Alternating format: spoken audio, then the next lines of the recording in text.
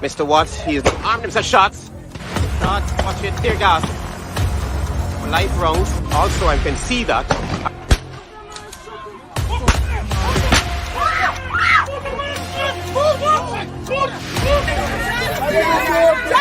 for Quentin! The man is a boxer, man. Watch out, put in the boxer, man, to do that.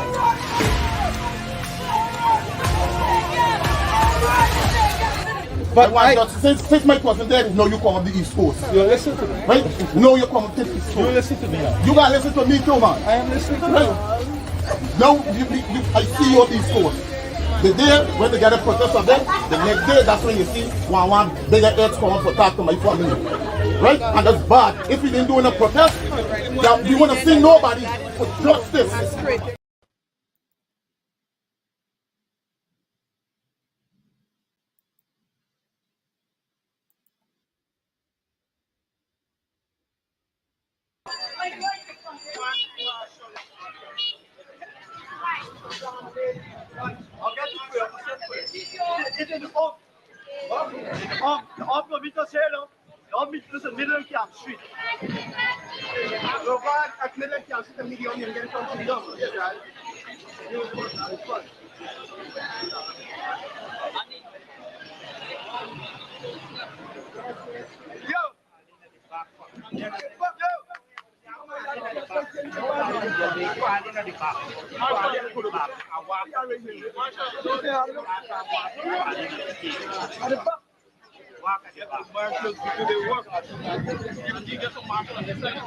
Get the marshals to do the work.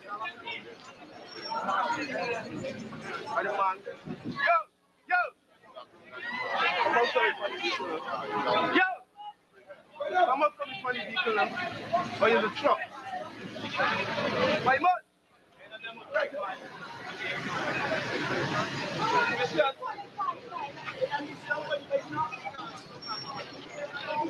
Yo, come up.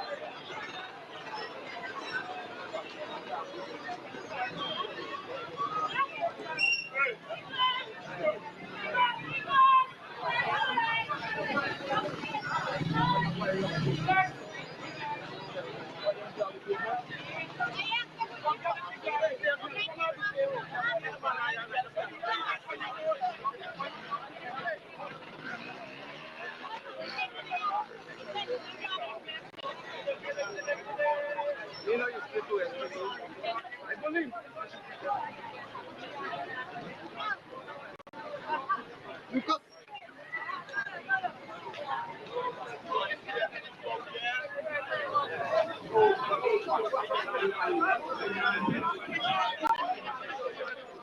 what's happening, people. You put that for nothing and say you can't stop no plan.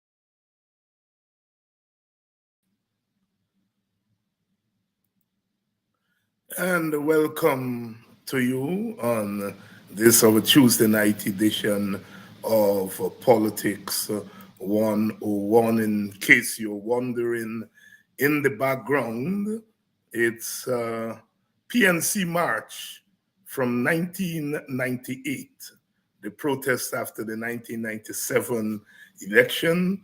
That there on the screen, you're seeing one of the marches, perhaps the largest march. I think they said some 10 to 15,000 people were in that march and more.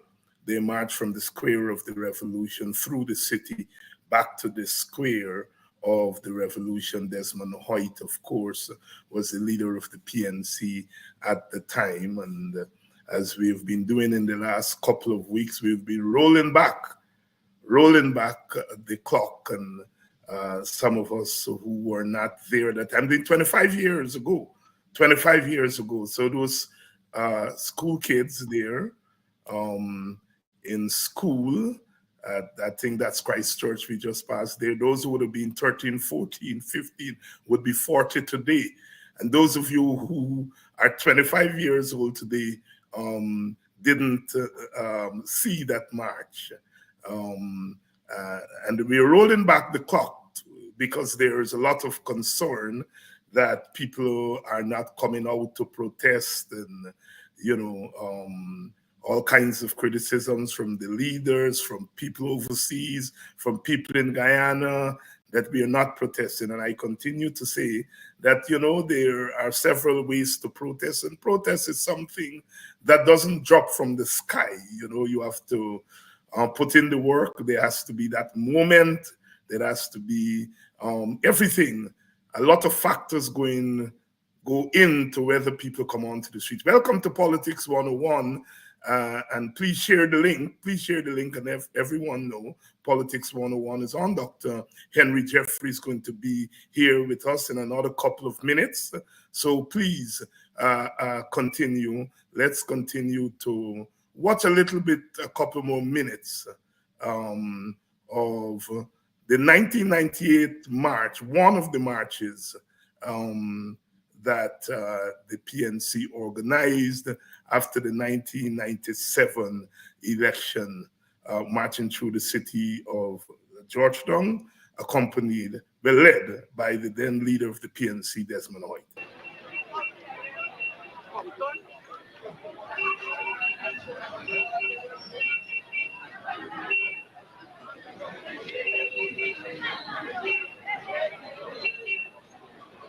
brother still young?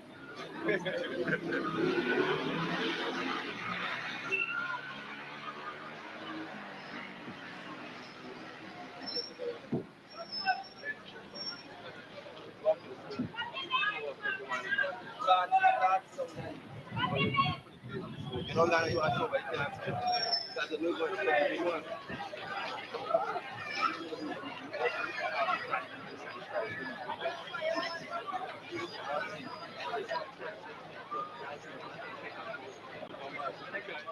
I will. When you already have like 10 minutes, you want to step down in the back, you get one to go. Just like the ghost of people there. You got like 10 steps in front, man. Go off the man, the desk, don't go off with the bus. Let the bus go on your mouth. Please go off, please go off, please go off.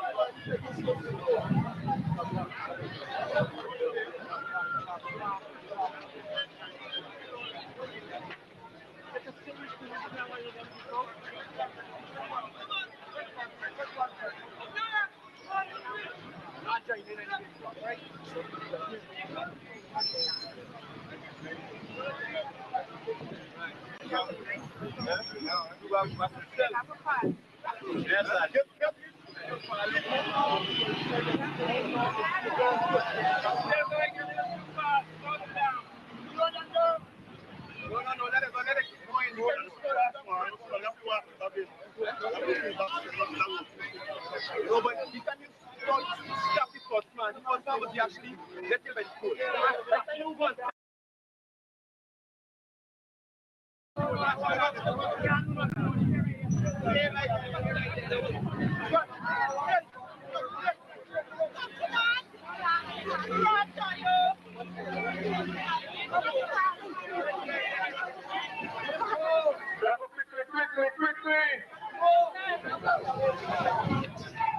Could we utilize the square commonality for coming in first? Could you drift to the right so that all the people that coming in can have space to stand?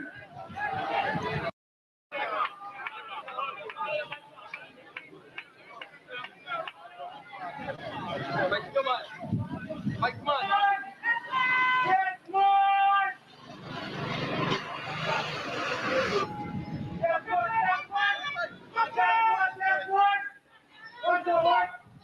Yeah.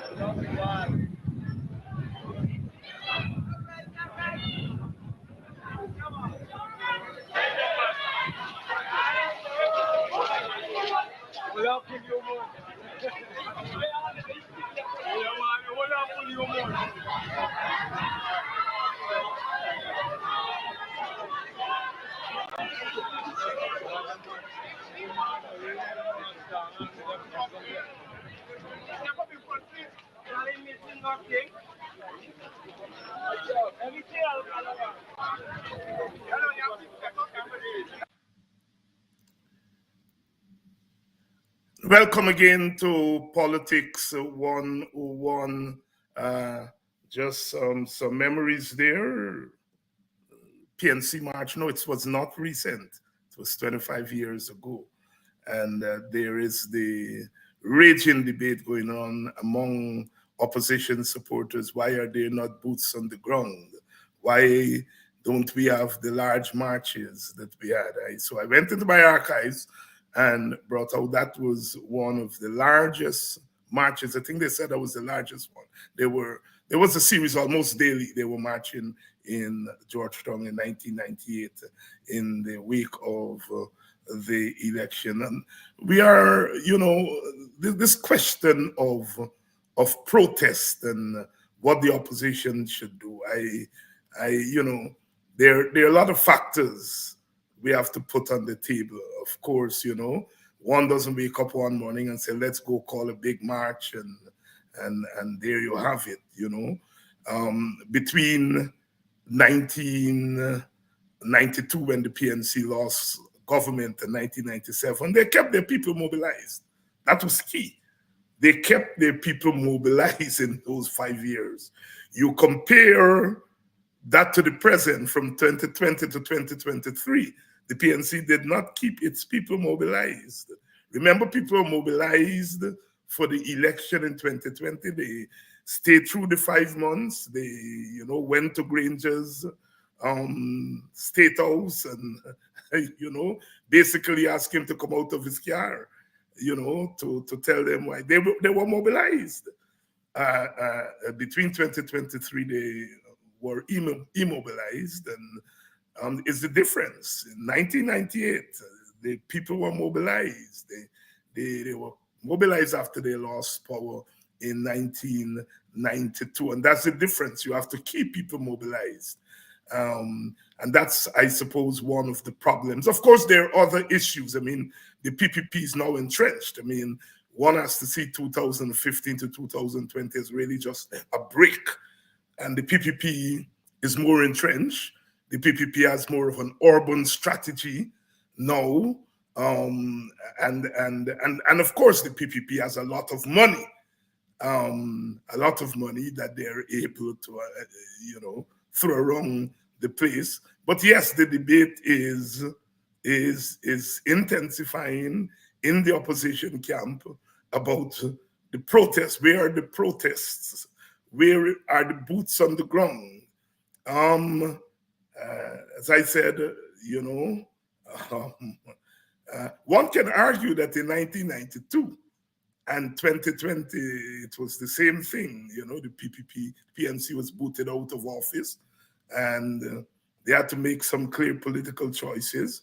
I got the sense that the party was much more united in the wake of the 1992 defeat than they have been since they were kicked out in 2020. New leadership, but Aubrey Norton was the person behind those marches.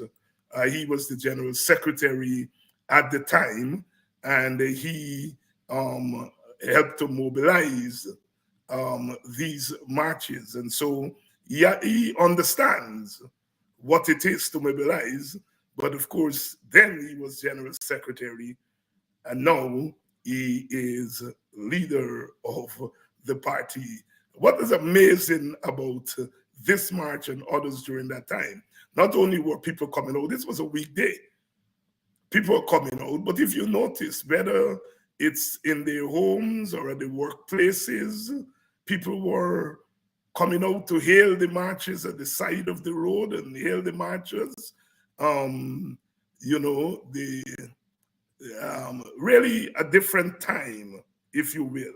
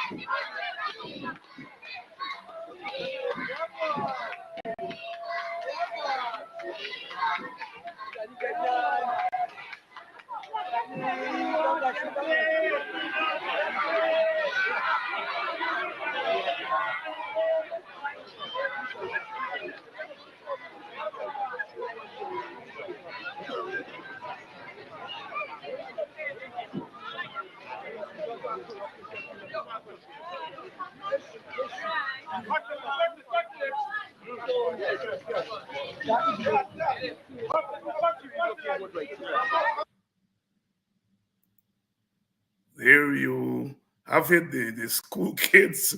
We want Desmond. The teachers are to allow that. The point is that, will you find one teacher who is going to have the courage to allow the students to express themselves, the children to express themselves like that? I rather suspect there was some more courage, at least outward courage, during that time.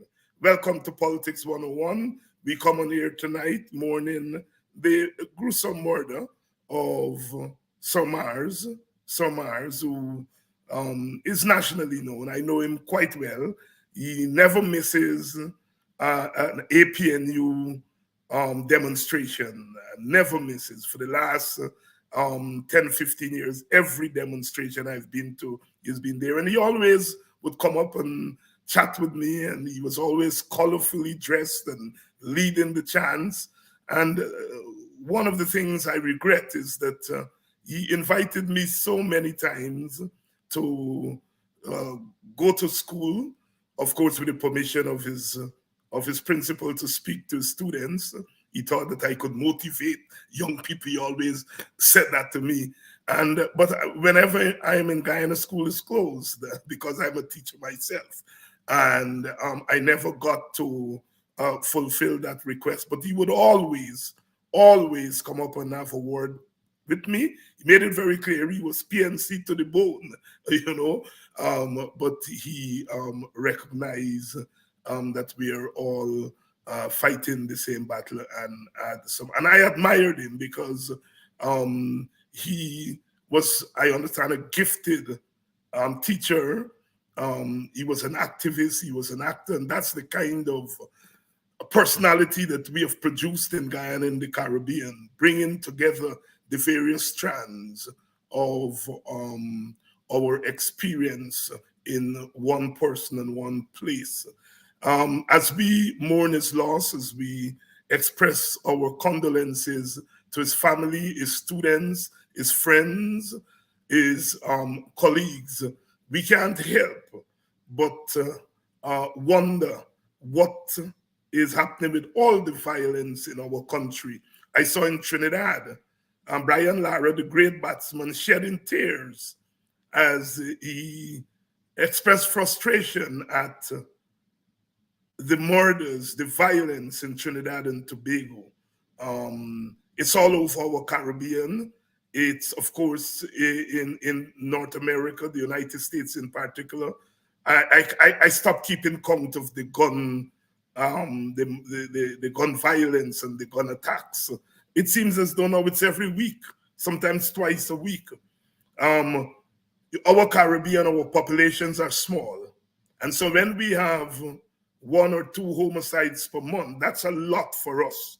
It's a lot for us, the violence in the society. But we shall remember Sir Mars as a brave soul who gave of his talent to his people. Let me bring in my guest tonight, Dr. Henry Jeffrey. How are you, my brother? I'm good, David. I've been listening to you quite carefully, and of course, yesterday I don't know Sir Mars, but yesterday we went to the bar, and I was sitting by a friend of mine, and he just had his hands to his mouth and shaking his head, and I said, "What's happened to you today?" He said, "You see how the man died?" Well, I didn't see. I didn't know any, and he tried to explain to me, and then he said, "That's a very good man," and I said, "I don't know the fella, but I can see that there is great emotions around what took place. Up to now, I am not certain what took place, all the stabbings and all of that, so I would not try to make any pronouncement of wrong or right here. But I mean, he has obviously moved people with his life, has moved people in what I would call a direction of goodness and all of that. Yes. And Henry, gosh, you're old enough to have dealt with these bouts of violence, wanton violence in the society. And it is obvious it's not a local phenomenon. This is indeed a global phenomenon. It's throughout the Caribbean. I made reference of Brian Lara, almost with tears in his eyes, pleading with the young people in Trinidad and Tobago. What do you make of it? I mean, the kind of violence and the frequency, whether it's domestic violence or violence in the streets. What is happening in our society? David, you just threw it at me now, but if but I would say that conceptually, I'll say that we got 3 problems. We have consumerism, we have alienation of people, and we have unequitability. When you have a society that some are getting terribly rich and and are showing off that wealth. You have others next door. The situation is totally unequal. Everybody want to be a consumerist. People want to buy things. They are not getting the resources to buy them. They become alienated. And when people become alienated, they do all manner of things. Some generally to essentially get the things they want. Trinidad, I think, is a good example that Guyana should try not to follow. They have had how many years now? 100 years of oil? Yeah, yeah. Oh, more than 100 years of oil. But the equitability there is so, situation is so unequal that you can see a person going down the road with a fancy cars and all of that, and people want those things, and they're going out to get those sort of things. And when they sit back and they can't get it, they become alienated, they become lost. They say the world has nothing to give them. That's why maybe churches are very important in this place, because those that don't go to church, and I'm not any Christian or any religion matter, but if you don't go to church and believe that there is another place that you will be better off, you tend to move in that kind of direction. The least thing can, you're alienated, so the least thing can throw you off. I believe it's a combination of those things, consumerism, alienation, and the inequality that exists in the entire world today. That is the problem, and it has to be solved. We're not going to solve it in Guyana the way we are going, but that's why I said Trinidad is a good lesson. 100 years of oil, and people are being killed and shot and so on, because at the end of the day, people turn to those actions to express themselves. They either do it directly to have resources at hand, or they do it because of their frustration, and they have nowhere else to go, and they decide that I'll die, and and I'll take people with me, and all of that. So I would say those are the three things I would look for in our time. Yeah. No, I completely agree with you. I'm going to throw this at you too. I know we didn't plan to speak about it, but as you look in the background there and see one of the big marches from 1998, there is Desmond Hoyt speaking at the end of the march. And people are beginning to make comparisons between then and now, and a lot of pressure on Norton and the PNC to have demonstrations. Look at the size of that demonstration there. Look at how many people are on the streets. Is it a legitimate question, a legitimate concern on the part of the supporters of the opposition? Let me give you my conclusion. It is legitimate if you don't show people that you have another way. You see, people are saying, listen, let's go on this. You have to mobilize people to get them on the street, because historically that is how they did business. I've told people numerous times that Cheddy Jagan, how many times did Cheddy Jagan come on the road? Yet he won a lot of political battles in the right time, in the right place. So he did do all kind of things, to keep his supporters together. He started with Apanjat and all of that. Most wasn't the politics and the social is communism and all of which Janet was certainly a communist. Cheddy was in that direction. It wasn't that keep them together all the years. What is the Apanjat and Bornum and the racism, and it kept them together when Bornum was in power.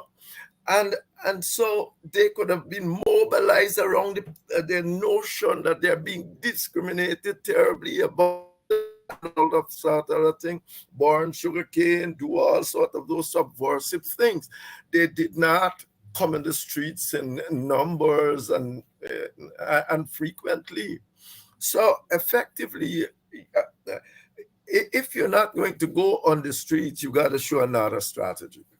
I'll say something else too, as I was watching, that between, let's say, about 2006, between 2000, Corbyn lost the election in 2006 very badly.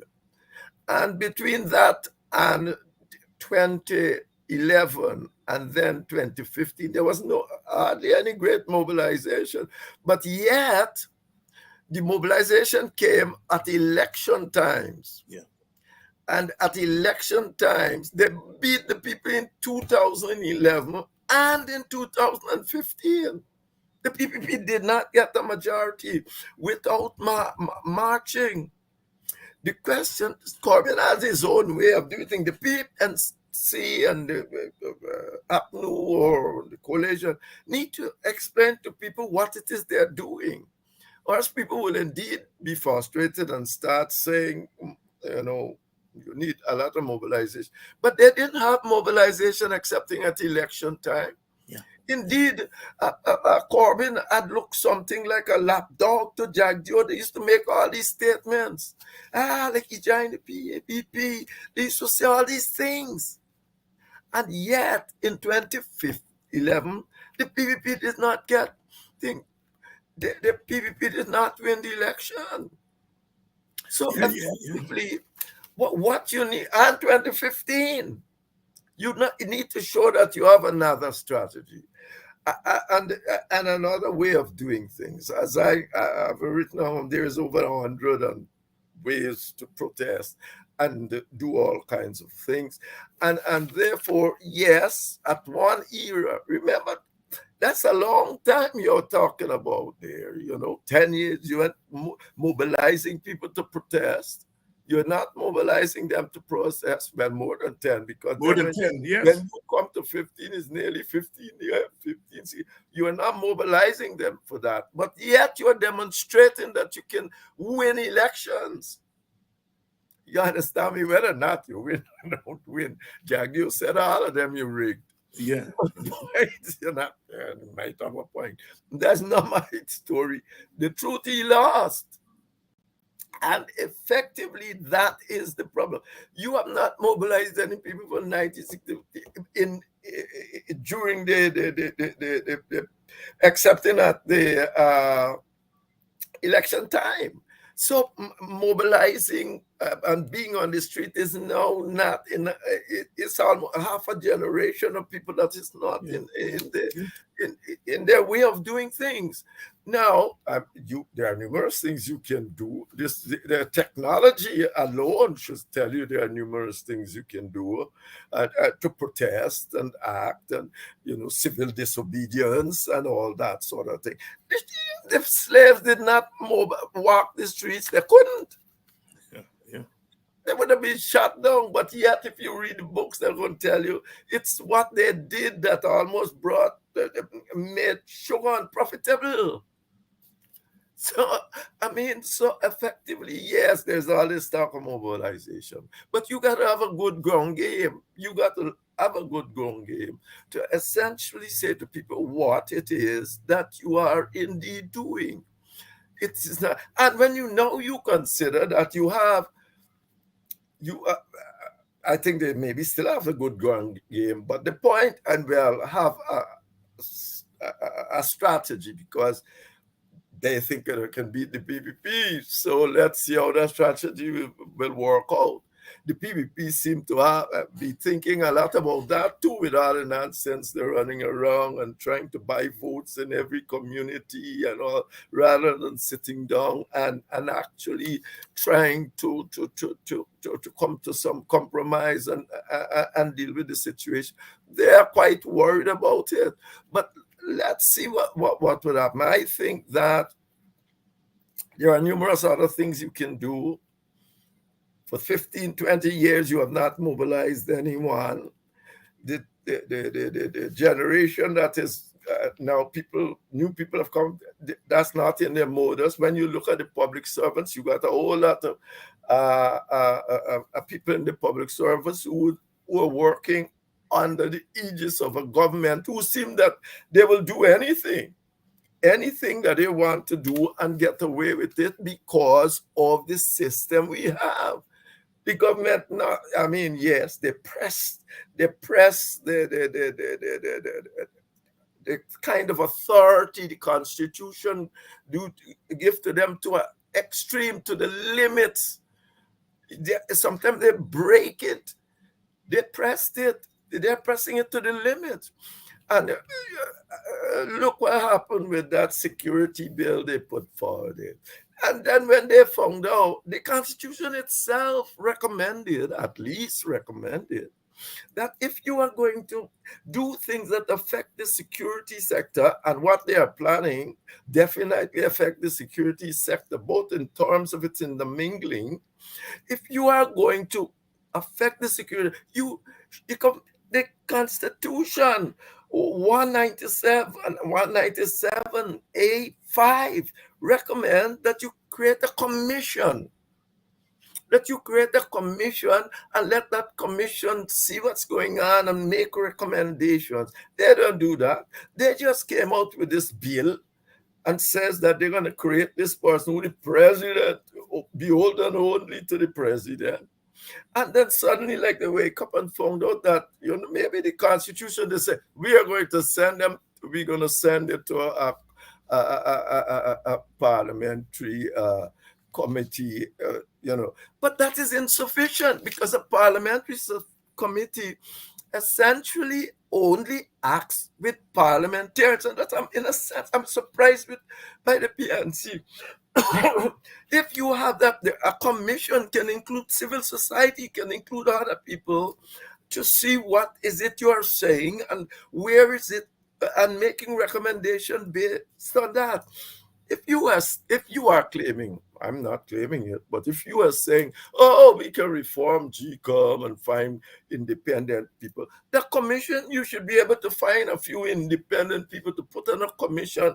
If it is that is the security of the people and not the security of the PPP that you're really after, you can find a few independent people to put together a commission and look at the entire thing and the security, because I think there's a principled agreement that there should be some sort of a security sector, a bit, more or less like what they're suggesting in principle. But it is not the way they are doing it. They push everything to the limit. When they're caught, they say, we're going to send it to a parliamentary select committee. That committee, yes.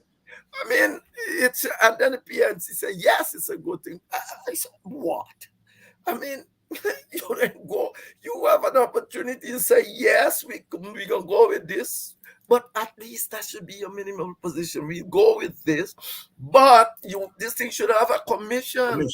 Yes. Because it affects, the Constitution essentially recommends a commission to look at this. Not only us two parties sitting down dealing and gaff, when we can't, the other one run to parliament and use its one seat majority to put in place what it wants.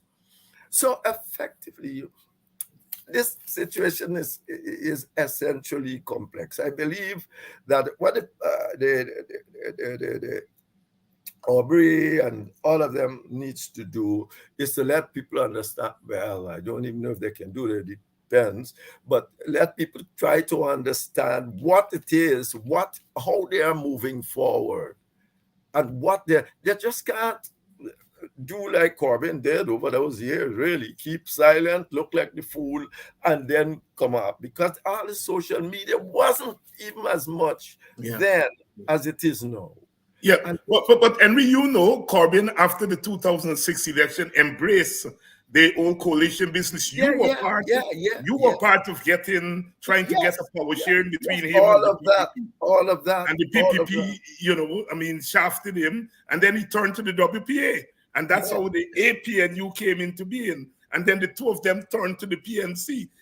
So he had a strategy, and his strategy was very clear. Yeah, your point is well taken. And Yeah. the Dragons, don't Yeah. forget the Dragons are two unions.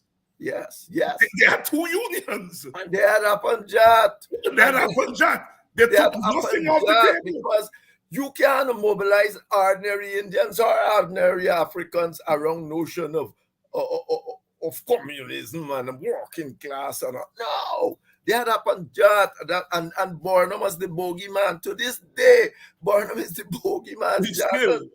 Yes, Jagan, who made a whole lot of errors. He is not, because Jagan and Janet, but Burnham is the bogeyman because that's what they sold to the people for that 30 years. And that is a mobilization factor. That was mobilization factor. And that is the problem now. Because the communism gone, is only the racism left. You see, because Jagan and Janet might not have gone there because they see it as a means to an end. They're seeing it that they believe in class. Indeed, Chetty believe in class. Chetty is being cursed out so many times by people to say that all he believes in class or not race. A whole lot of people from Tennessee, all of them, come and form party to get Indian votes from Jagan because they say, because if we believe in this class and this communism, essentially, he's not going to get American support. So effectively, now the communism more or less has disappeared. All is left there is the racism. That's all that left. And that, because that is what they had to use as a mobilizing factor. These things are very complex. And, right. And I suppose while the PNC is not so much into class, it has a kind of blind spot when it comes to the issue of race. I don't think as a party it has worked out how to explain its mobilization against racial lines. Your take? Yes, of course. It's not anything to work out. You got to state your position quite clear. You must not. No party in this country, no party should ever be concerned only about any ethnic group in this country. We live in a country. But that doesn't mean that you mustn't have some serious responsibility to the ethnic group who's giving them their major support, particularly if you believe they're discriminated against. And anybody that do not want to vote for you or be in your party because you want to state clearly what's happening to your group, let them go. It's not worth it. Because you must not have a racist policy, but at the same time, you must have a policy that defends the people that are voting for you, particularly if you believe that the other side is doing for their people. Yeah. And it's nonsensical. Tell me about vote and this vote and so. I said, boss, they better not vote for you. Don't let people vote for you who cannot understand that there is discrimination here and it needs to be fought. Let them go. Mandela, everybody. And yet there have never been a struggle like they say about racism, and you had people of all races. But in America, for instance, but they understood quite clearly that people have to, your stand should be a stand for humanity, for freedom and rights, equality for humanity. And once you are doing that, who don't want to vote for you? Don't. You will have to develop a strategy and deal with it then. So anyway. Dr. Henry Jeffrey here tonight. Quite an interesting discussion, I think, and based on your comments, you think it's interesting too. We had not planned to go down this road, but we got here very, very important. Sometimes, Mandela said, there comes a time when you're left with but two choices. You either submit or you demand. And if you're going to demand, you have to do so taking into consideration what is before you on the ground. Welcome to Politics 101, wherever you're joining us from. We are having our fortnightly discussion here with Dr. Henry Jeffrey. Dr. Jeffrey, the court just made a ruling against the EPA. in effect, telling the EPA, you've got to regulate based on the laws of Guyana. Now, the Attorney General then raised the question whether the court can tell a regulatory body how to do its work. What do you say? Well, it can't. I don't. I think I got the general drift of the situation. It's essentially saying that both what we call the parent company guarantee and the insurance may well not cover a spill. And therefore, the parent company must take up the slack and cover every cent of what needs to be spent. I think that is essentially what is it. I heard a side argument that says something to the effect that the Environmental Protection Amendment Protection Act already makes that possible. No, but that's not what the government arguing. They're saying, and I think that part it has some leak because the Environmental Protection Act really says that laws can be made in the meanwhile that you will have to follow. And the agreement with the government and Exxon was made afterwards. So what would be given precedence? These are not constitutional arrangements or so. They are laws and regulations. That's a matter for the courts. So I don't know that a court can tell the agency how to do its technical work unless the technical work breaches the law. Yeah. And I think, that I mean, the court can tell anybody what to do if it breaches the law. I think what they are saying, the rules that are there on the book say that Exxon and company must cover every cent. Yeah. Now, what you are doing and whatsoever you are doing does not allow Exxon to cover every cent, and it should.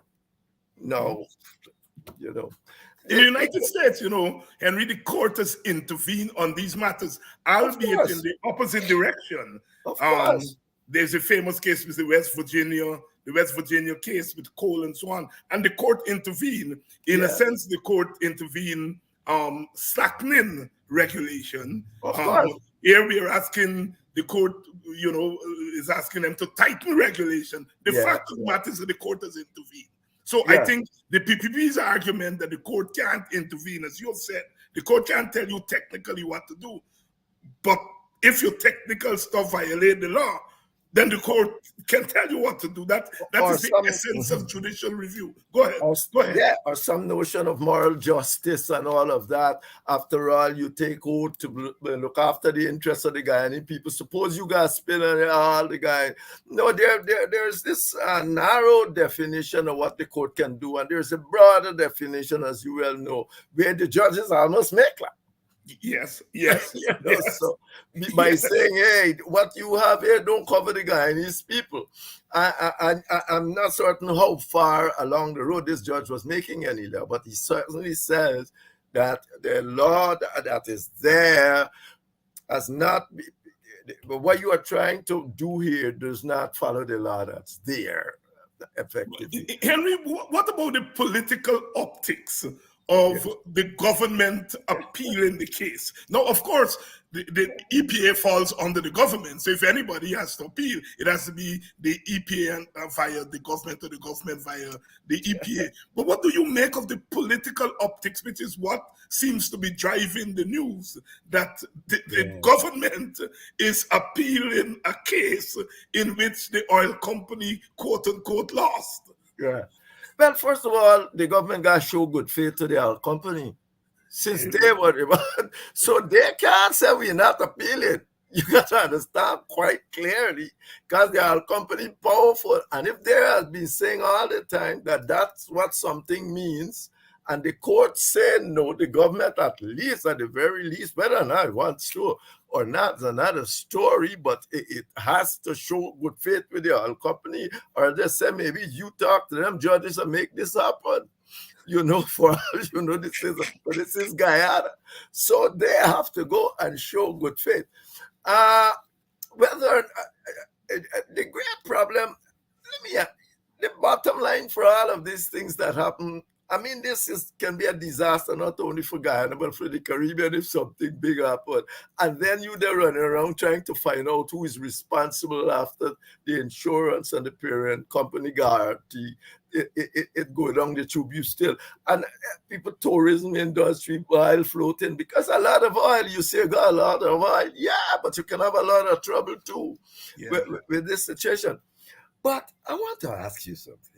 You believe you're talking about political optics? This is not about political optics. This is about ballot box. You believe the PVP can lose any vote from what they're doing? No. Story done. No. Story done. No. And I was, and you to your credit, well, more than just credit, because it should be obvious. You always make that point that political parties and political forces would only move in a certain way if they lose something of value. I was going to take you back to 2020 because a lot of people on the opposition side, and some of us who are not necessarily aligned to the opposition party, the major opposition party, have concluded that you had some form of regime change in 2020, and that either the oil companies were directly or indirectly involved. Are we in a sense reaping the whirlwind of part of what happened in 2020? I don't think so, because remember, I am not. The oil company got where they wanted. The PVP supported it. Even the APNU was not said they don't support either. Right. So everybody frightened, because if the oil company start putting a lot of money in one side, what's going to happen. They got contacts all over the world and all sorts of things. So effectively, everybody, the major parties are not going out there. The PVP will not move until you can touch their bottom line, which is votes.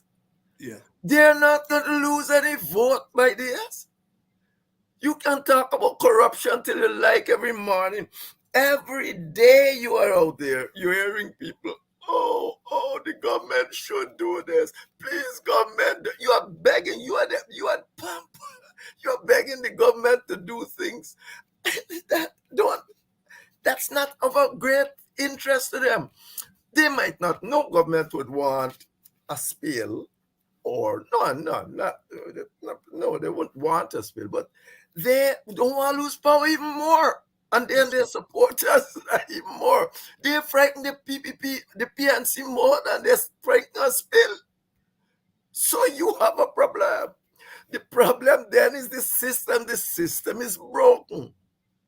You have to fix the system. They are using the system to its limits. It's a British system, but the British got a whole lot of tradition and rules that prevent people from doing things, but we don't have that. We jump on the bare law.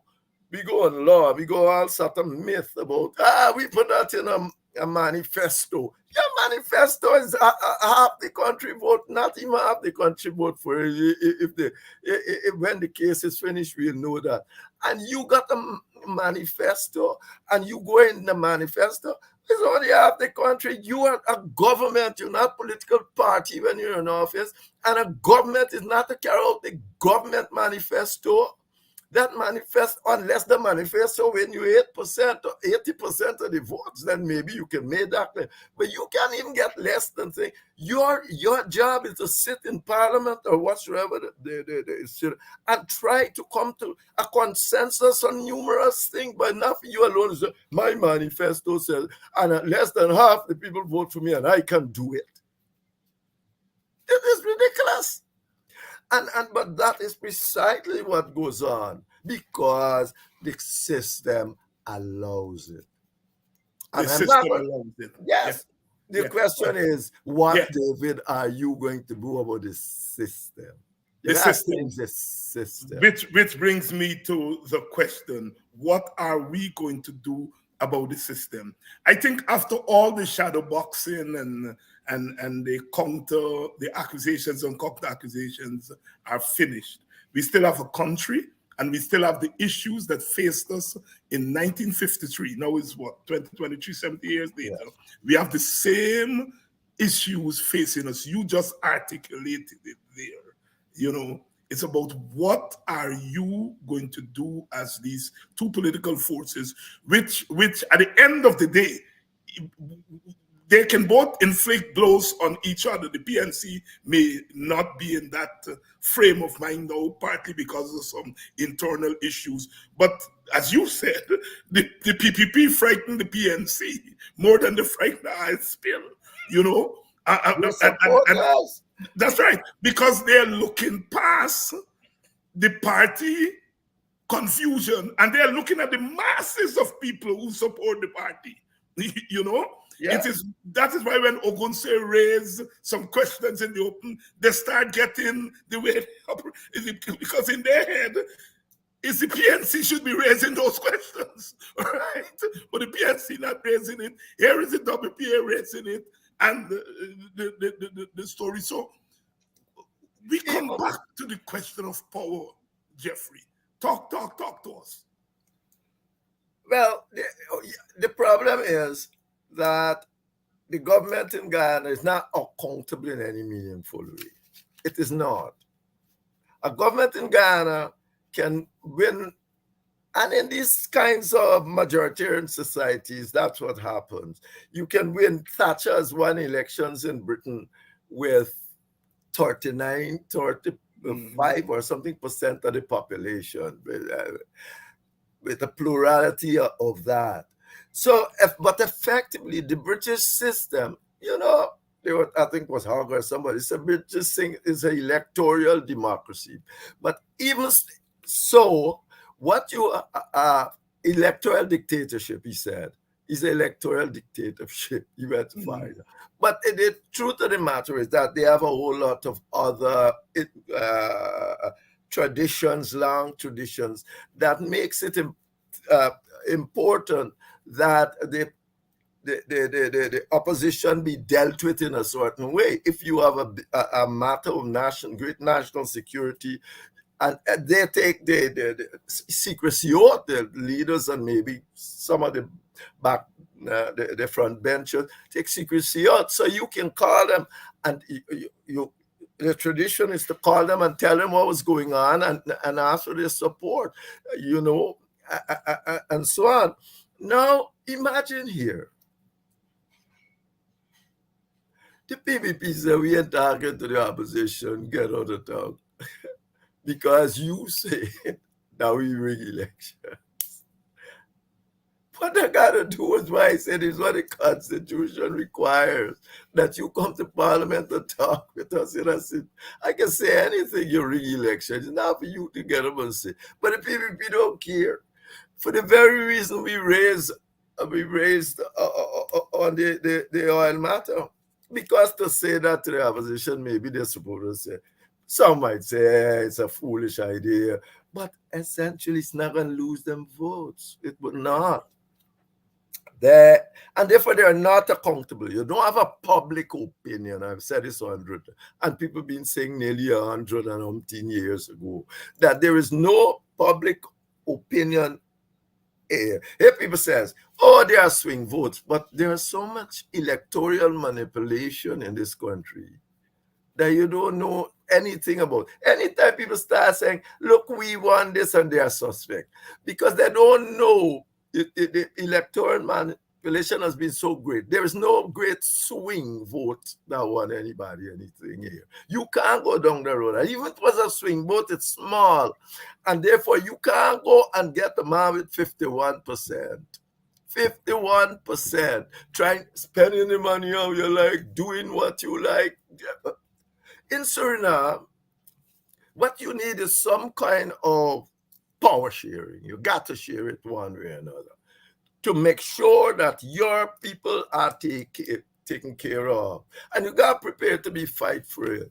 In Suriname, for instance, because they came out of the European tradition of coalition and all of that, rather than the British winner-takes-all situation, to become president, you have to have what, 2/3 majority to be voted. You have to be voted president in the parliament. You have to have 2/3 majority or 60% farmer. So you can't be a president. The president, you see, they can't do all manner of things. So he had to go and get Brunswick together so that they can reach that number so that he is there. And Brunswick is a joker, no?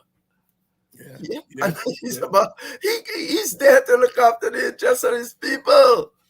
So effectively, it mightn't be both to say, but you got Brunswick, and he's there to try and look after the interests of his people, and he will do it.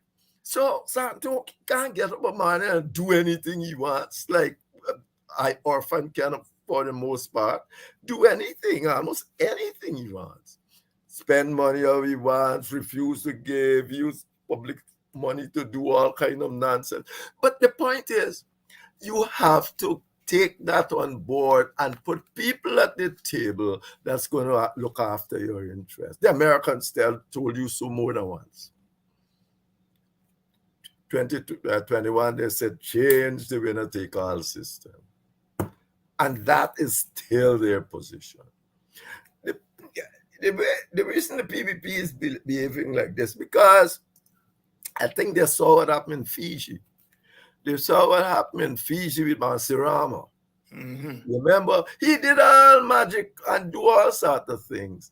And then the Australians and the New Zealand people, they say, man, he's the only one look like that he can bring some stability to Fiji. Let's give him a break. But you know what happened at the end? At the end, all the majority of Indians are left Fiji, gone away. Bansima has just lost the elections. Remember, he tried to hold down both the Indians and the ethnic group, the Fijians. And he did it in a sense, but he was a Fijian. Yeah. And, you know, and today he lost the election and a whole boat the Indians took off. The truth is, it's not going to work here for a whole lot of reasons.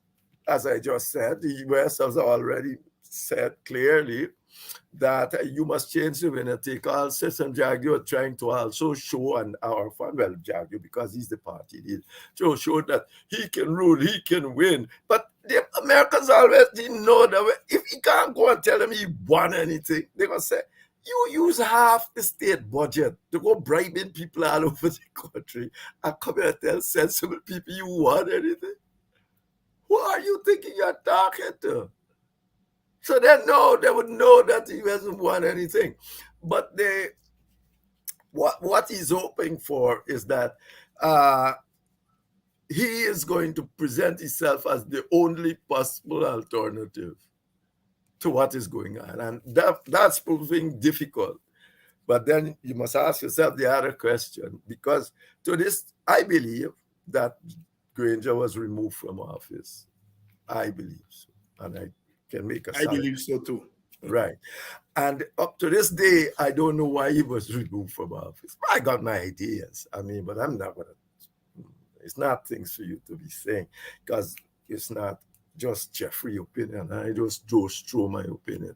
I Right. try to, you notice when I speak, I try to show evidence and all of this with what is taking place and so on. I feel so and say it. No, I'm not. So effectively, I believe that that's their hope. They're going to provide themselves that the only people can bring stability to Guyana. But what they're failing to understand that America understand country like Guyana far more than they do. Mm-hmm. Biden was very tied up. You see, he went to Ireland the other day and tell them clear, let the Good Friday Agreement stand. And everybody agreed that it stand, even the European Union. Biden was very much part of that shared governance agreement. So he knows this operation more. He knows what's taking place in Guyana for over 60 years. Won't end by any party winning any couple votes. And another thing that you might not be aware of, but if there's a statement somewhere by a senator, if there's one issue in the Congress that the administration agree on, is what's happening in Northern Ireland. Biden was part of cajoling Clinton to do it, partly because maybe he's Irish and the whole lot of Irish. And he has continued, they have all continued to do. And if there's one thing that they have agreement, is about these kinds of society and how they must be dealt with. So when you see the American ambassador wasn't moved immediately, they got a kind of consensus, and that's why it raised the question again about the removal of the PNC government. But that's... Yeah. Henry Jeffrey. Henry, before we go, let's talk a little bit about local government. I know it is really not supposed to be the biggest news because some of us have a sense of how that is going to turn out. But we know the PNC went in, they are going to participate. But then last week, they filed a motion in the courts challenging the the power of the minister to gerrymander the boundaries. In fact, they found in West Berbice that he changed some boundaries and created a new constituency, but did not gazette it. What do you make of the PNC strategy of going to the courts? Well, to be truthful, they are saying it's some 37 local authorities, things that have PPP trying to gerrymander. After saying they're going to try to fix it, they didn't try to fix it. GCOM, I can't understand. I can't understand because it's all, I keep saying that all the time, but it's not really true. I understand this clearly. GCOM, should the PNC goes to the GCOM and has said this should be done. It's not the PNC should go to court with this. If GCOM wanted to be an independent, but it's not. Everybody, whole country know that's nonsense. But if it wanted, even just to express, it should say, let's go to the GCOM can't deliberately go and run an election that will be gerrymandered. Yes, right. If you got 3 commissioners, they should have said clearly, do you have a judge there, although even the inquiry said a judge like she lacked management skills and even legal skills because she needs some legal advice. Yeah. But that's beside the point. The truth of the matter, the GCOM should have gone to the courts and tried to go to the court, say, look, these people are making, what is it? Is this a point they can make? Because we want to provide a free, fair, and transparent election. The opposition is not opposition. 3 commissioners are saying this. Is this a point that we can do? Can we do anything about this? how should this be dealt with? Since they are even quarreling that you need to do it before you go to election. Of course, it needs to be done before you go to election. Why would you go to election with a gerrymandered border when it has been identified before the election? So effectively, they should have gone to the court and asked for a review, an urgent review, that the court could have done in a couple of weeks and say, well, let the PNC go, you're not the last, you can't do it, and think. That should have been enough for the PNC to be running to no court.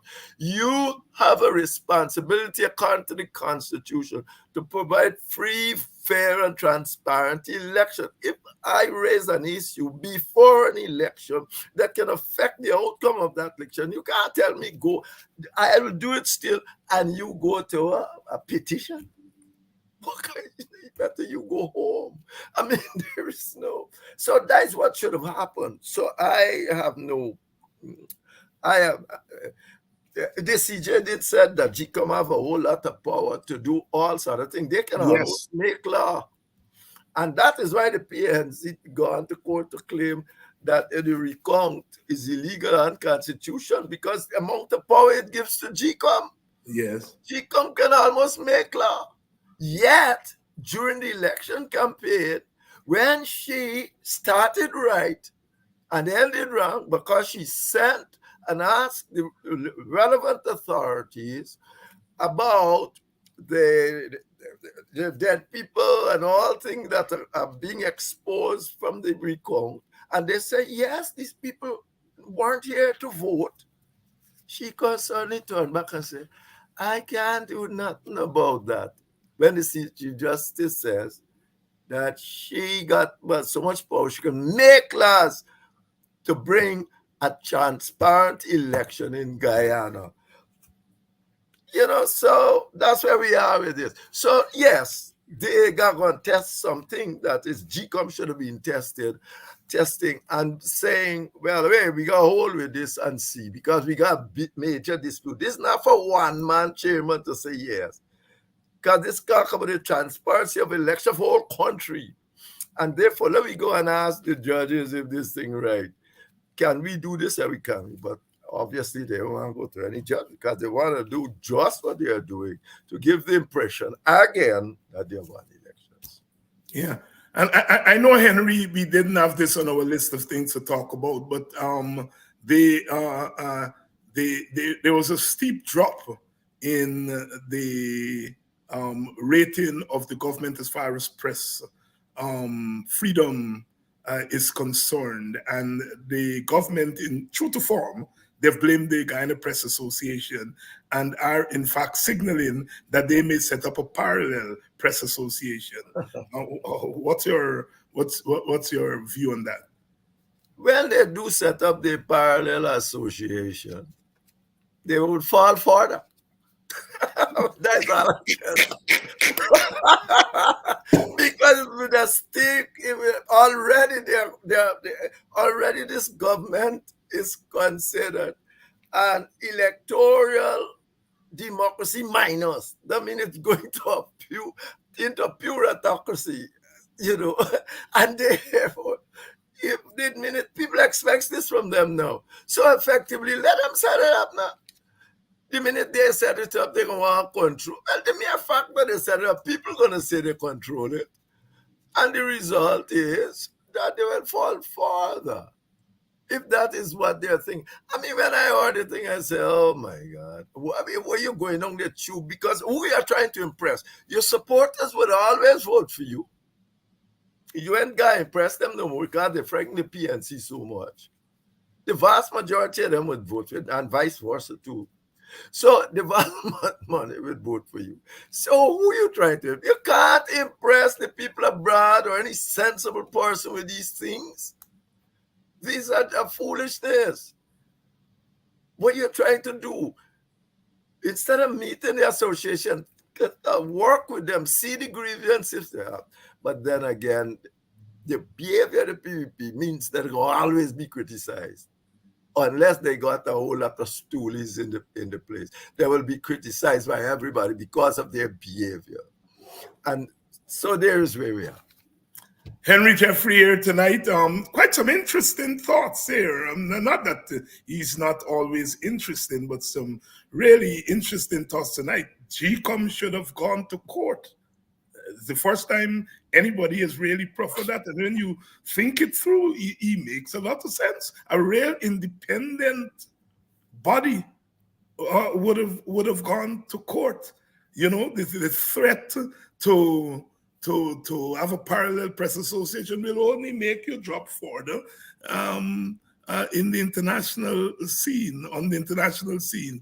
Really interesting discussion here tonight. We started off with whether to protest, go on the streets or not, as far as the opposition is concerned. And Dr. Jeffrey has made it clear. I mean, if you've not mobilized people outside of election for almost 15 years, you know, given all that has happened, I mean, how really? And the fact that, as old people say, they're not hearing a straight story from the opposition. Meaning, what is it you want? What is it you want? And for me, as someone who thinks a lot about race and how it operates within the society, is the thought that whereas the PPP never took racial mobilization off the table, perhaps this opposition has not figured out a way how to keep it on the table. That is, how to mobilize those who vote for you while keeping your focus on acting in the interest of the nation. That balance, and I find that instructive, that the PPP did not take racial and has never taken racial mobilization off the table. The fact where Busmouth, what's his name, Jack Dio said the PPP is a coolie party. I mean, Jack Dio chats what comes to his head, but in effect, what that exposes is the mobilization, how important that racial mobilization is for the PPP. And the opposition, the PNC, is always shaky on that issue, which may be one of the reasons that they're not mobilizing people at the level that they ought to. Dr. Jeffrey, your closing thoughts. David, my closing thought was that was to you. Please don't bring up art. You bring up more issues that we never intended to speak on. That we spoke on. My closing thought is for you. So, see you next week. Thank you very much, my brother. We got and to you, our audience, Dr. Jeffrey, so right. You know, you kind of say we're going to talk about these topics, and then you come on the show a day or two later, and something just happened between when you talk and now, and then the conversation starts in a certain way. And you know, we're a gaff people at a certain level, in the sense that we go where the conversation take us. But yes, you know, sometimes you have to give people some some notice that that's where you're going to go. But I think it's a fascinating discussion tonight. Don't you agree with me? Fascinating. The points that came out tonight, I think, is a lot of food for thought.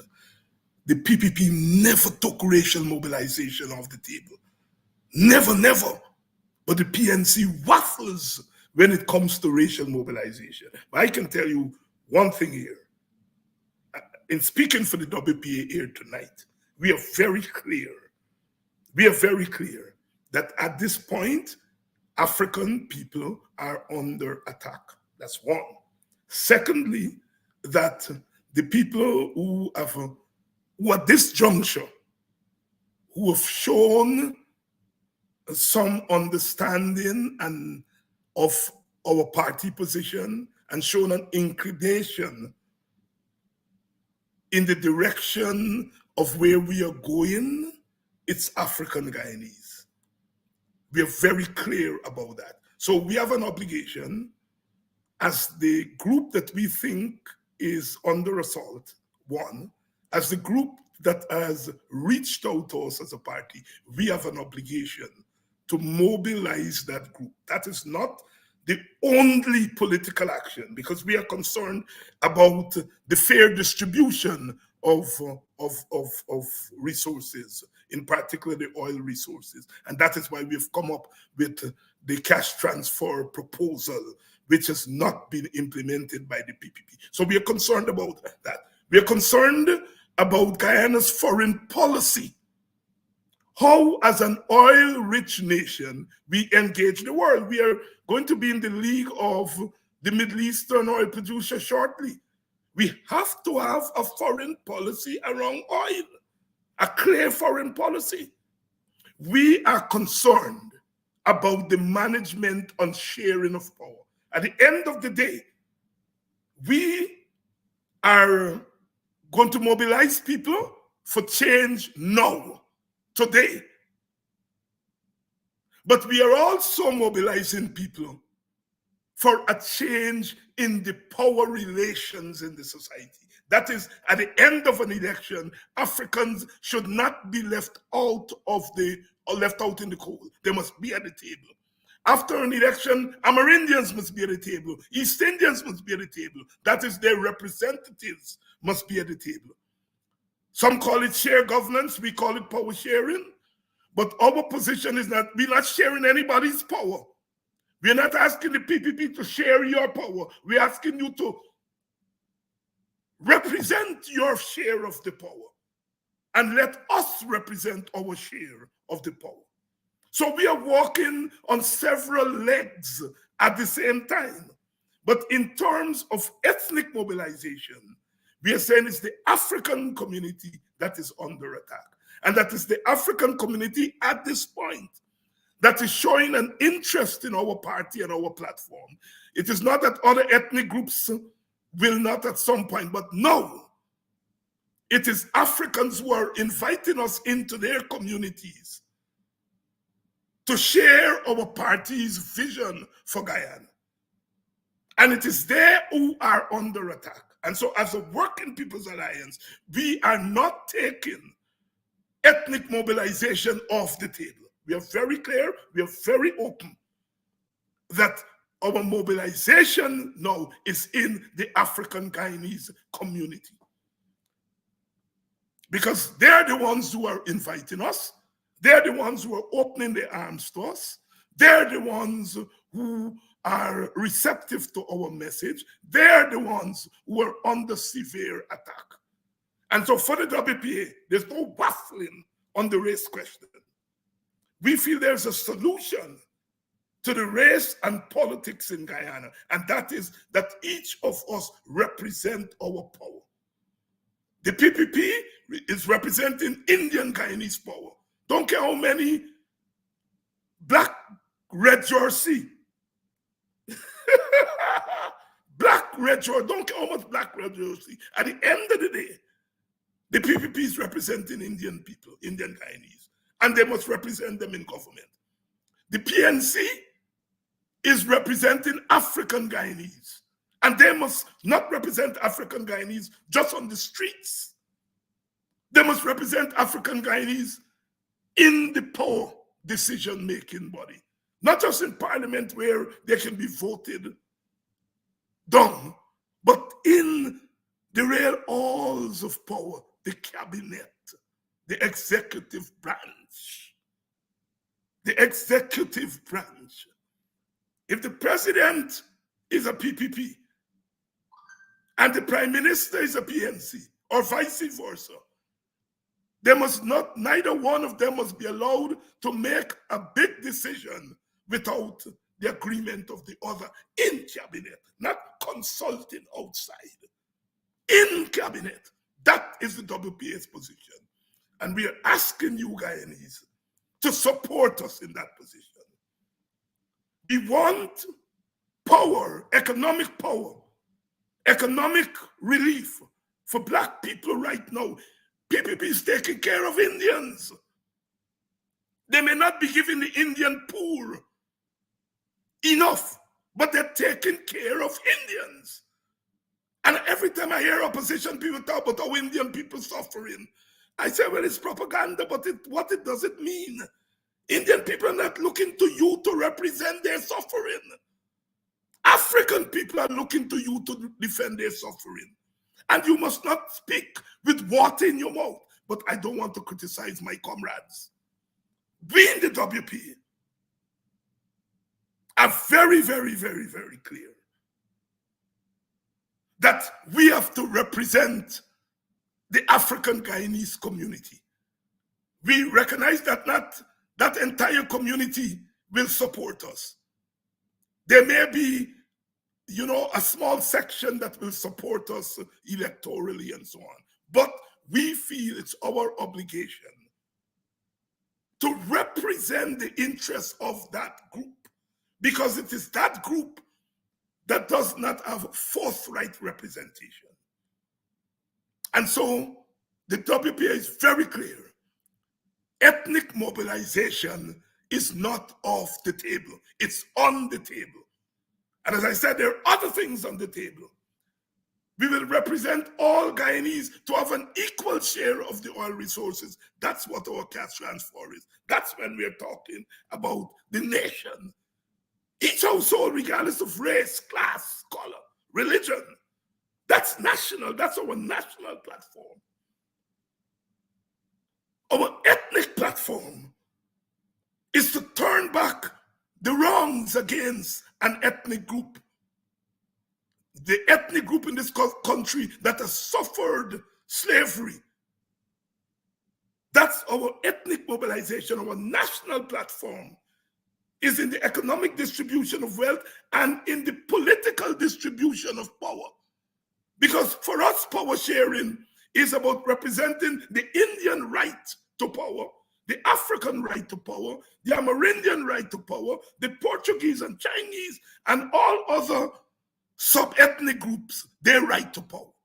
So our national platform is to nationalize power in an equal way, to nationalize economic power in an equal way, to nationalize political power in an equal way. At the ethnic level, we are very clear that the group that we are going to look after their interests is a group that we feel that does not have sufficient representation. Indian people have sufficient representation compared with Black people.